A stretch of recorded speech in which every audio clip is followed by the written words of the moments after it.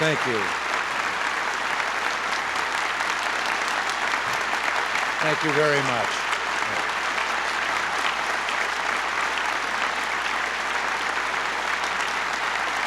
Thank you.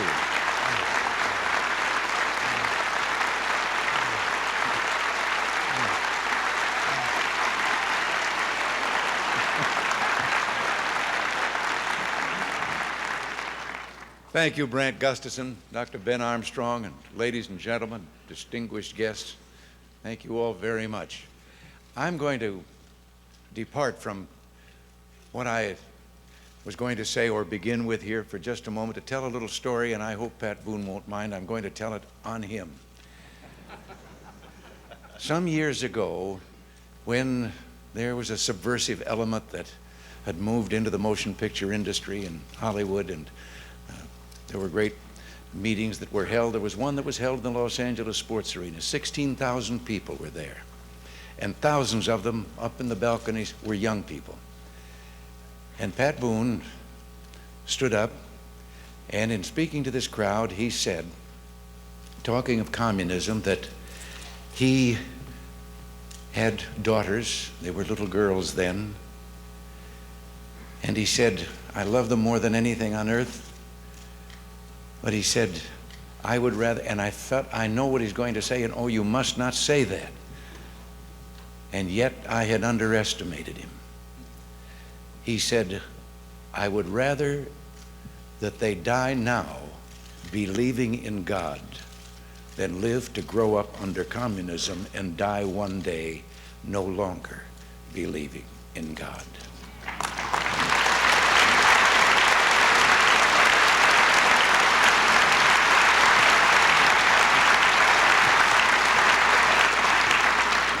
There was a hushed moment, and then 16,000 people, all those thousands of young people, came to their feet with a roar that it thrills you through and through. Well, I thank you all very much. This is a moment I've been looking forward to. I remember with such pleasure the time we spent together last year. Today I feel like I'm doing more than returning for a speech. I feel like I'm coming home.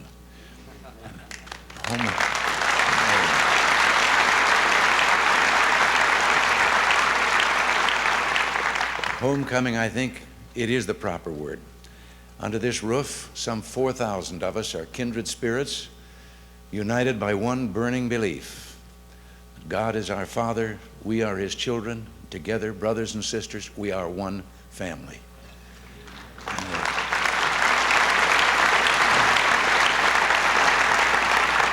Being family makes us willing to share the pain of problems we carry in our hearts. But families also come together in times of joy, and we can celebrate such a moment today. Hope is being reborn across this land by a mighty spiritual revival that's made you the miracle of the entire broadcasting industry. I might say your success and my celebrating another birthday about this time of year are both a source of annoyance to a number of people.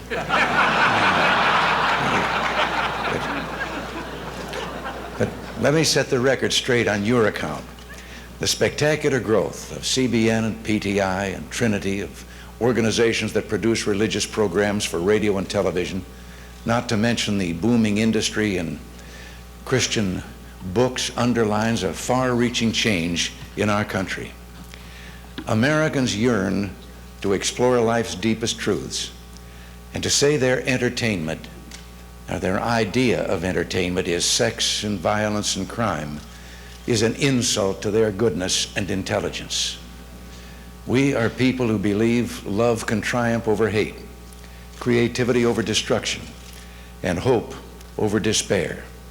And that's why so many millions hunger for your product, God's good news. In his book, The Secret Kingdom, Pat Robertson told us, there can be peace, there can be plenty, there can be freedom. They will come the minute human beings accept the principles of the invisible world and begin to live by them in the visible world. More and more of us are trying to do this.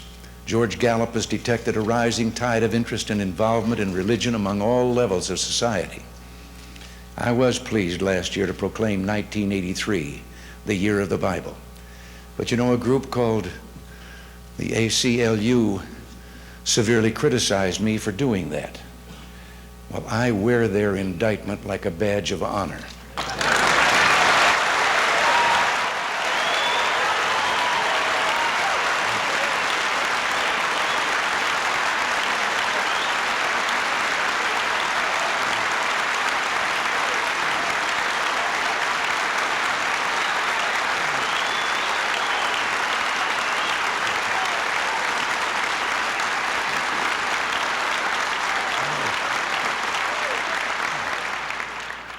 I believe I stand in pretty good company.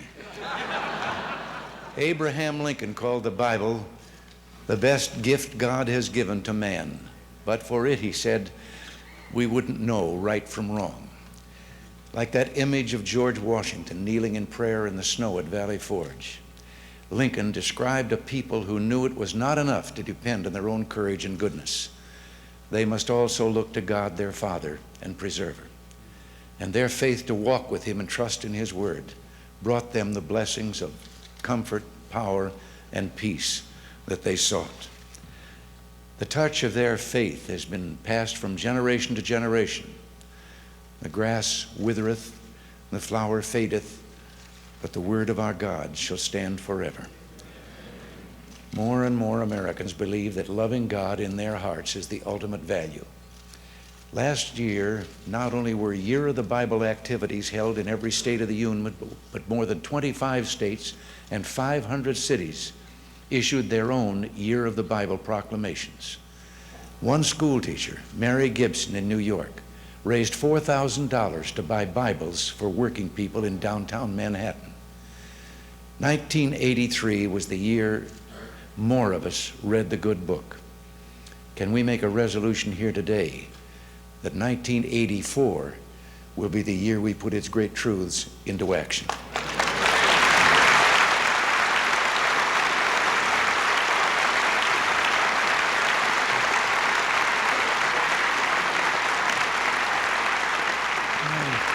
My experience in this office I hold has only deepened a belief I've held for many years.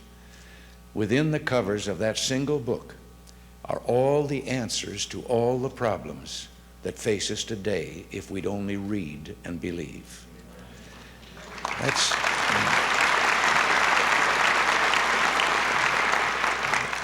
Let's begin at the beginning. God is the center of our lives. The human family stands at the center of society.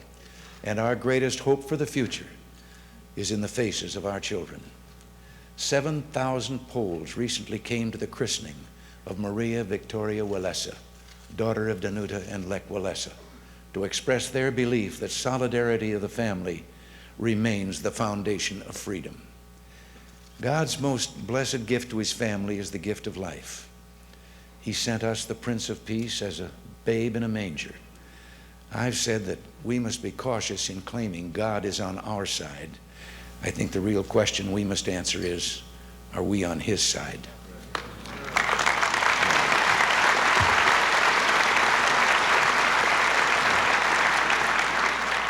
I know what I'm about to say now is controversial, but I have to say it. This nation cannot continue turning a blind eye and a deaf ear to the taking of some 4,000 unborn children's lives every day. That's one every 21 seconds.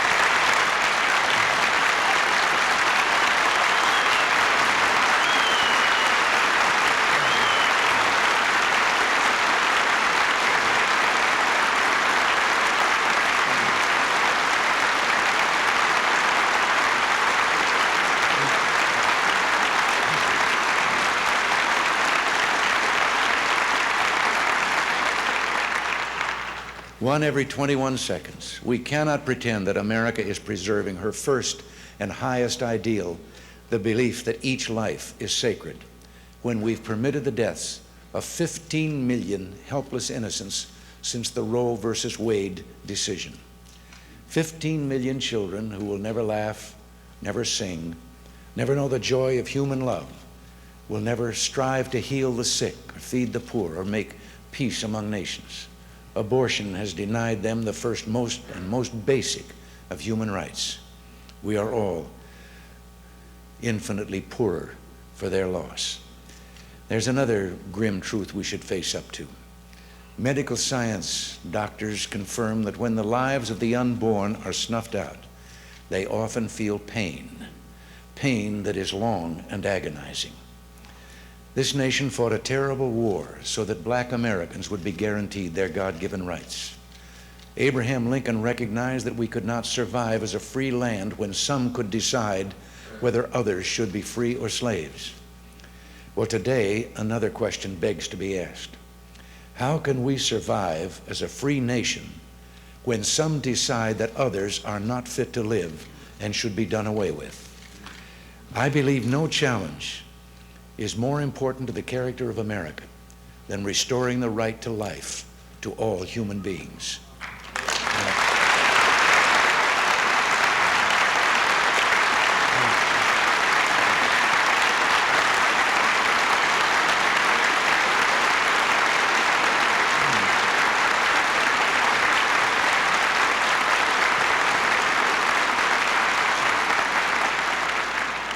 Without that right, no other rights have meaning. Suffer the little children to come unto me and forbid them not, for such is the kingdom of God. I will continue to support every effort to restore that protection, including the Hyde-Jepsen Respect Life Bill. I've asked for your all-out commitment, for the mighty power of your prayers, so that together we can convince our fellow countrymen that America should, can, and will preserve God's greatest gift. Let us encourage those among us who are trying to provide positive alternatives to abortion. Groups like Mom's House, House of His Creation in Pennsylvania, Jim McKee's Save a Life in Texas, which I mentioned to you last year, begun as a response to the call of a conscience. Save a Life has become a crisis counseling center and saved 22 children since it was founded in 1981. I think we're making progress in upholding the sanctity of life of infants born with physical or mental handicaps. The Department of Health and Human Services has now published final regulations to address such cases as Baby Doe in Bloomington.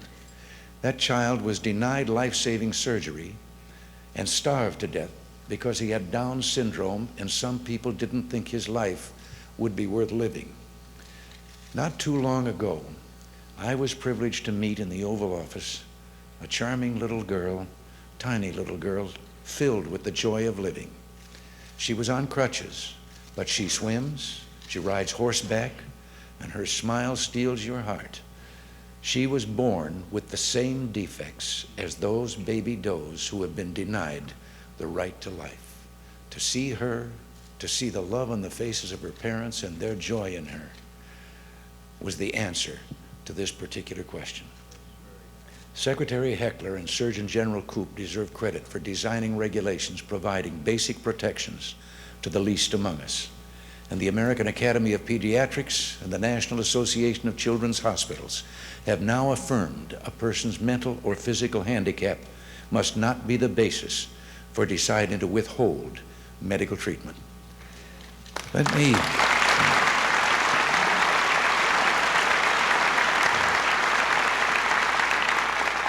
me assure you of something else. We want parents to know their children will not be victims of child pornography. I look forward to signing a new bill now awaiting final action in a conference committee that will tighten our laws against child pornography, and we're concerned about enforcement of all the federal anti-obscenity laws. Over the past year, the United States Customs Service has increased by 200% its confiscation of obscene materials coming in across our borders. We're also intensifying our drive against crimes of family violence and sexual abuse. I happen to believe that protecting victims is just as important as safeguarding the rights of defendants.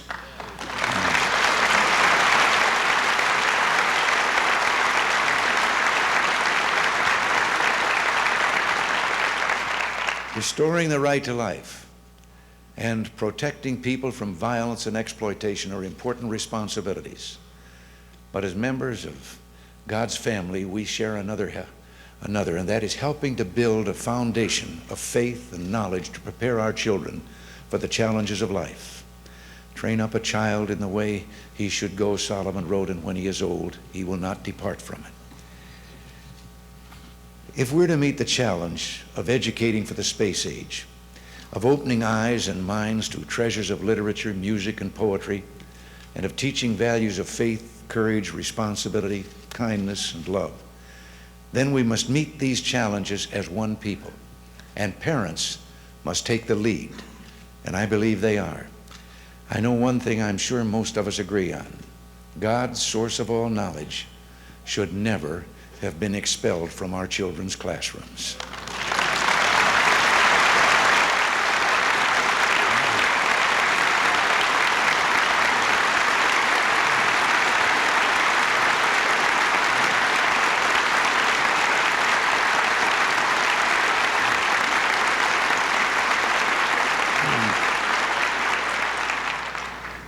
The great majority of our people support voluntary prayer in schools. We hear of courses where courts say it is dangerous to allow students to meet in Bible study or prayer clubs. And then there was the case of that kindergarten class that was reciting a verse. They said, "We thank you for the flowers so sweet. We thank you for the food we eat. We thank you for the birds that sing. We thank you, God, for everything." A court of appeals ordered them to stop. They were supposedly violating the Constitution of the United States. Well, Teddy Roosevelt told us, "The American people are slow to wrath, but when their wrath is once kindled, it burns like a consuming flame."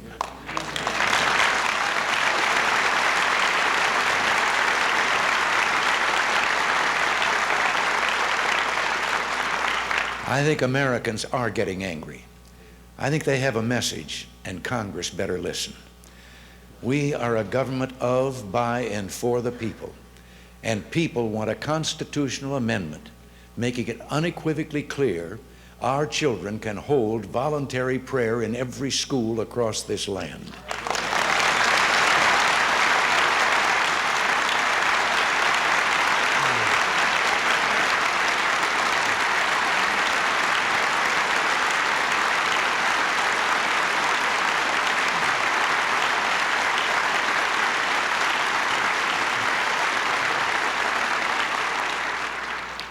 And if we could get God and discipline back in our schools, maybe we could get drugs and violence out.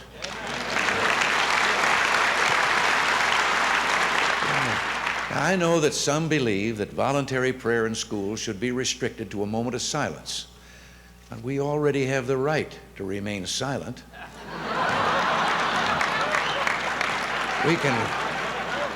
We can take our Fifth Amendment. But seriously, we need a new amendment to restore the rights that were taken from us. Senator Baker has assured us that we will get a vote on our amendment. And with your help, we can win, and that will be a great victory for our children.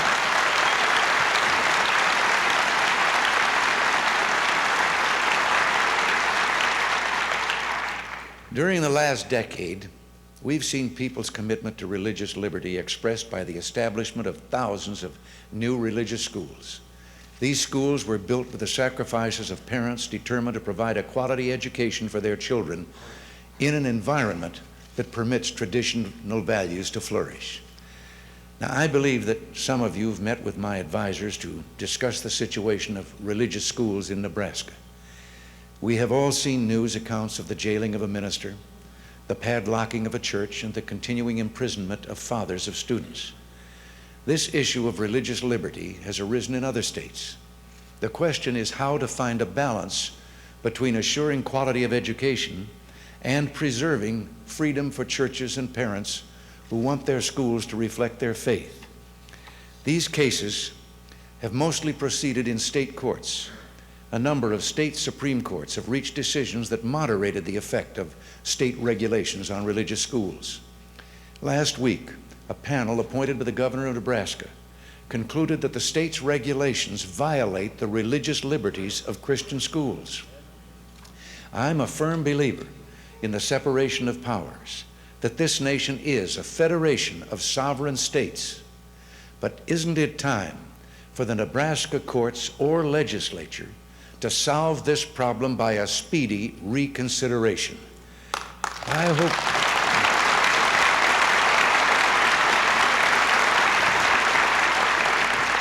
I hope some way can be found to resolve the legal issues without having people in jail for doing what they think is right.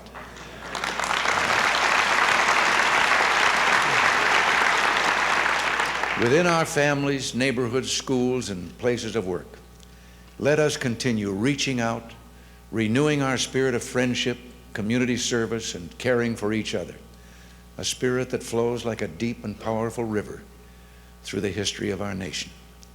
I made a point last year which some of our critics jumped on, but I believe it has merit. Government bureaucracy spend billions for problems related to drugs, alcoholism, and disease. How much of that money could we save? How much better off might Americans be if all of us tried a little harder to live by the 10 Commandments and the Golden Rule?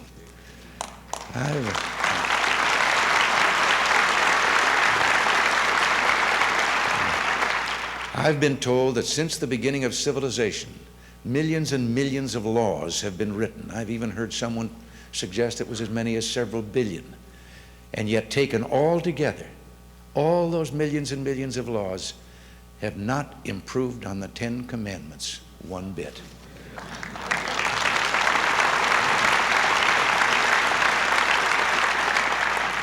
Look at projects like CBN's Operation Blessing, Moody Bible Institute's Open Line radio program, the radio program Inner City, I should say, in Chicago, and the work of Dr. E.V. Hill of Mount Zion Baptist Church in Los Angeles. They show us that America is more than just government on the one hand and helpless individuals on the other. They show us that lives are saved, people are reborn, and yes, dreams come true when we heed the voice of the Spirit, minister to the needy, and glorify God. That is the stuff of which miracles are made.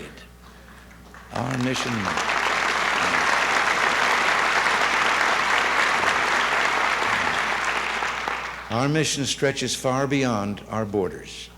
God's family knows no borders. In your life, you face daily trials, but millions of believers in other lands face far worse. They are mocked and persecuted for the crime of loving God. To every religious dissident trapped in that cold, cruel existence, we send our love and support. Our message: you are not alone. You are not forgotten. Do not lose your faith and hope, because someday you too will be free. If the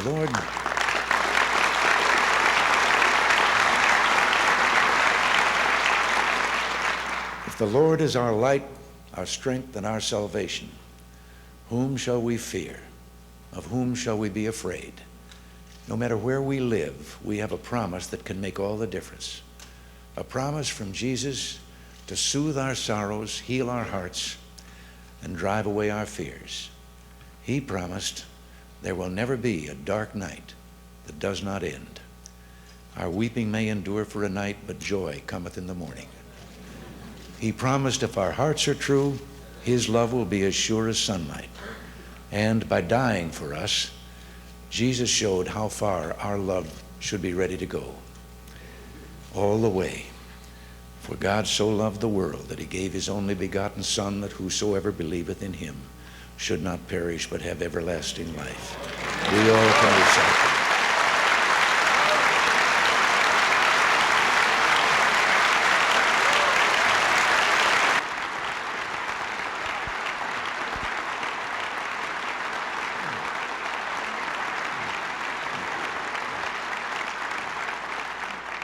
I'm a little self-conscious because I know very well you all could recite that verse to me. Helping each other, believing in him, we need never be afraid.